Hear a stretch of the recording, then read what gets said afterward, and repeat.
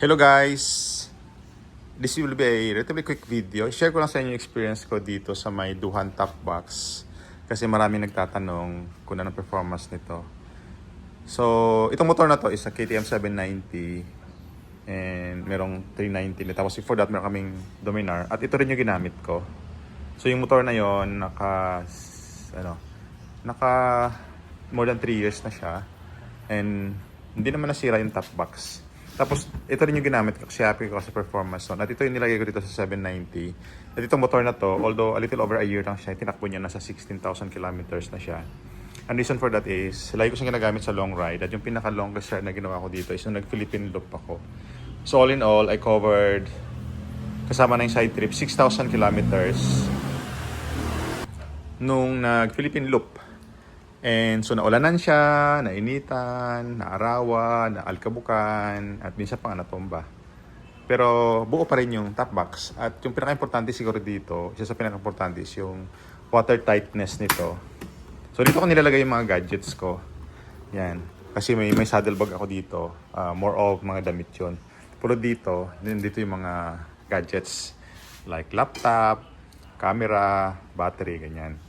And duman ako na, yung pinaka-worst siguro na ulan na daanan ko is the entire island of Leyte.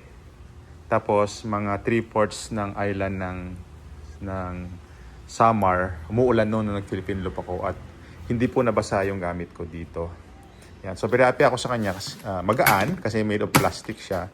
Durable naman. Tapos pwede ka pang magsabit dito ng extra bag. So may mga anchor dyan. Dito mo sa pwede ilagay. At sabi ko nga, nasa mga 4 kilos lang to. So, it's a lot lighter than yung mga aluminum alloy na top box. So, sa loob nito, meron kang mga bulsa. Dito mo pwede ilagay yung mga documents. Yan. Tapos, ito rin, meron din siyang lining dito na pwede siyang alisin. So, pwede mo siyang, kung ayaw mo alisin yung bag, yung box, pwede mo siyang, ito lang alisin mo. Which I oftentimes do kapag nagta-travel ako.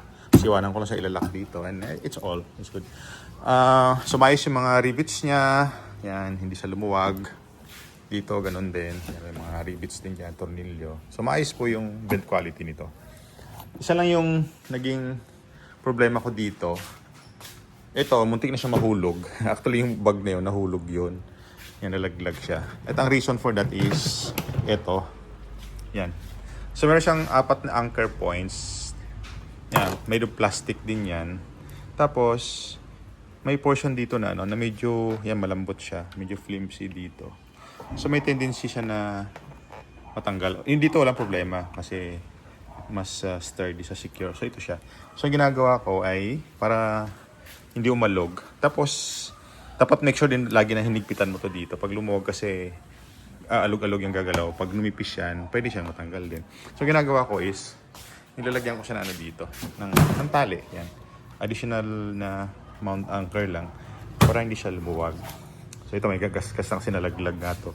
And specifically for that purpose. Ay, for that reason pala. So ito yon yung weak point na to. Ito din naman siya nahulog. Yan. Na-notice kasi nung OVR ko, yung wife ko nung nag-motor kami. Kaya. So, maayos naman siya. Ayan, may lock.